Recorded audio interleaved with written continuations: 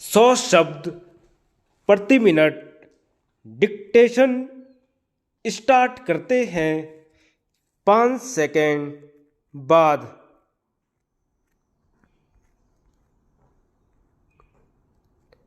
आदरणीय सभासदों, पूर्वोत्तर पर्वतीय विश्वविद्यालय के कुलाधिपति के रूप में उसके पहले दीक्षांत समारोह में सम्मिलित होने पर मुझे विशेष प्रसन्नता है। पर्वतों और वनों ने मुझे सदा ही आकर्षित किया है और यह क्षेत्र हमारे देश का एक सर्वाधिक आनंदप्रद क्षेत्र है। यहाँ के मनोरम भूदृश्य के साथ यहाँ के लोगों की अपनी अलग रंग बिरंगी वेशभूषा और मैत्री भाव का सुंदर संयोग हुआ है। मैं यह भी कहने जा रही थी कि ऋतु भी इस संयोग में शामिल है, लेकिन उससे पहले ही कुलपति ने सूर्योदय की बात कह दी। प्राय 10 वर्ष पूर्व शिक्षा आयोग ने विश्वविद्यालय के कार्य के बारे में जो प्रतिवेदन दिया था वह संक्षेप में इस प्रकार है।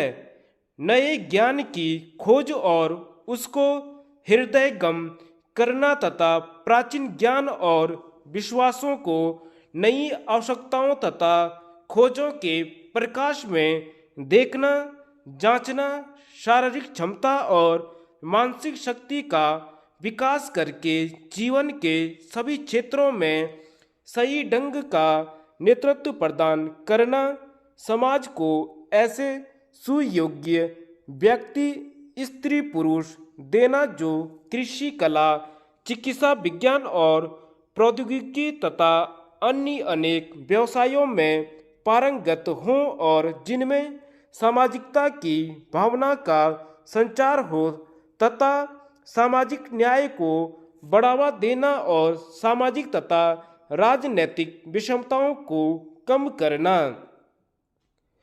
यह उच्चतर शिक्षा के कुछ उद्देश्यों का वस्तुनिष्ठ शब्दों में सार संक्षेप है। इसमें जो बात नहीं कही गई है वह यह है कि शिक्षा का उद्देश्य दायित्व की भावना पैदा करना है। शिक्षा व्यक्ति की विभिन्न क्षमताओं का इस ढंग से विकास करती है जिससे वह समाज में परस्पर सामंजस्य ला सके और अपने देश तथा संपूर्ण मानवता के प्रति अपने दायित्व को अधिक सचेतन भाव से महसूस कर सकें।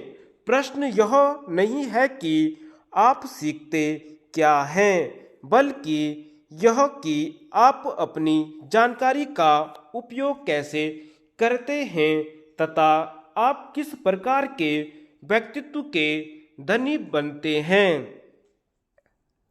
भारत में आधुनिक शिक्षा प्रणाली ने अधिकतर पश्चिमी देशों के नमूनों से प्रेरणा ग्रहण की है, जिसमें व्यक्ति के विकास पर अधिक जोर दिया जाता है। वह रोजगार पाने के लिए डिग्री अथवा अन्य भारी कसौटियों का एक साधन बन गई है। उसमें अधिक बल देने पर नहीं बल्कि प्राप्त करने पर दिया जाता है। वर्तमान प्रणाली में दूसरों की चिंता, दूसरों के साथ सहयोग तथा सामाजिक हित के लिए दायित्व की भावना की अपेक्षाकृत उपेक्षा की गई है।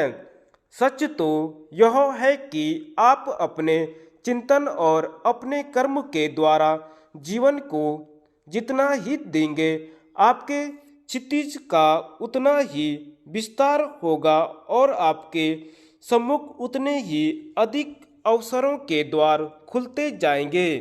आप जितने ही अधिक सेवा भाव के प्रति समर्पित होंगे, अपनी सेवा में नहीं बल्कि अपने देश और जनता की सेवा में आपको उतना ही संतोष मिलेगा और पूर्णता का एहसास होगा, लेकिन अपनी समस्त सीमाओं के बावजूद हमारी शिक्षा प्रणाली ने काफ़ी अधिक संख्या में ऐसे स्त्री पुरुषों का निर्माण किया जो सेवाभावी और प्रतिभा संपन्न थे। आदरणीय सभासदों, स्वतंत्रता के बाद से शिक्षा पर खर्च में बहुत वृद्धि हुई है और यद्यपि इस प्रणाली को नया रूप नहीं दिया जा सका है, तथापि उसे और गैर सामाजिक सौउद्देश्यता प्रदान की गई है। उसके द्वार पिछड़े क्षेत्रों के लिए खुले हुए हैं और अब समाज के उन स्तरों के लोगों को भी शिक्षा के अवसर उपलब्ध हैं जो अब तक इससे वंचित रह जाते हैं, जैसे पर्वतीय और वन्य प्रदेशों के लोग, अनुसूचित जातियों और जनजातियों के लोग तथा विशेष रूप से महिला वर्ग। शिक्षा के द्वारा एक ऐसे समाज में गतिशीलता आई है जो अभी तक स्थिर था और जिसमें ऊंच नीच की भावना घर कर गई थी। यद्यपि विवेक का तकाजा यह है कि कॉलेजों में प्रवेश लेने वालों की संख्या सीमित की जाए, फिर भी अभी तक हमने परिसीमन की नीति को लागू नहीं किया है। राष्ट्रहित में यह अनिवार्य है कि विशेषाधिकारों की प्राचीन दीवार ढहा दी जाए और यह सुनिश्चित बनाया जाए कि नए तौर तरीकों से किसी भी प्रगति की राह में रुकावट न पैदा हो। शिक्षा और रोजगार के कारण राष्ट्रीय एकता की एक नई चेतना का जन्म हुआ है। आज कोई युवा देश के किसी भी भाग में क्यों न जन्मा हो और वह भाग महानगरों, उद्योग और व्यापार केंद्रों से कितनी ही दूर क्यों न हो, उसे यह अनुभव कराना चाहिए कि वह पूरे देश का नागरिक है। प्राकृतिक और समाज विज्ञान तथा मानविकी के अनुसंधान के लिए बहुत अच्छे स्थान बनाए गए हैं। व्यवसाय और प्रौद्योगिकी के प्रशिक्षण की ओर अधिकाधिक ध्यान दिया जा रहा है। वास्तव में प्रौद्योगिकी की कुछ शाखाओं में हम अब प्राय आत्मनिर्भर बन चुके हैं। प्रौद्योगिकी को ग्रामीण तथा पर्वतीय क्षेत्रों के अनुकूल ढालने के लिए नई पहल की जा रही है।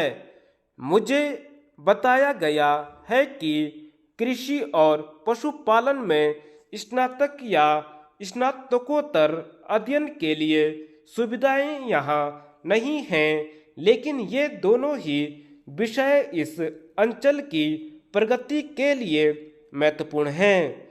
मैं इस प्रस्ताव का स्वागत करती हूँ कि पूर्वोत्तर पर्वतीय विश्वविद्यालय को नागालैंड में कृषि और पशुपालन का कॉलेज खोलना चाहिए। इसका ब्यौरा करने और ठोस सुझाव देने के लिए शीघ्र विश्वविद्यालय अनुदान आयोग तथा भारतीय कृषि अनुसंधान परिषद का एक संयुक्त दल गठित किया जाएगा। भारतीय शिक्षा की प्राचीन धारणा औपचारिक शिक्षा से कहीं अधिक व्यापक थी, क्योंकि उसका उद्देश्य ऐसे स्त्री पुरुषों का निर्माण करना था जो अपनी क्षमताओं और चेतना का अधिकतम विस्तार कर सकें। आप शिक्षा की उतनी ही परिभाषाएं पाएंगे जितने लोग हैं। मेरी परिभाषा बहुत सीधी सादी है। मेरी समझ से शिक्षा जिज्ञासा की भावना में निहित है। शिक्षित व्यक्ति वह है जो अपने मन और हृदय को सौंदर्य और अच्छाई के प्रति वस्तुतः उस सबके लिए उन्मुक्त रखता है जो उसके चारों ओर है और उसमें अपने लिए सोचने तथा निर्णय लेने की क्षमता होती है। शिक्षा से जीवन पर्यंत कुछ सीखने की प्रवृत्ति विकसित होनी चाहिए। धन्यवाद।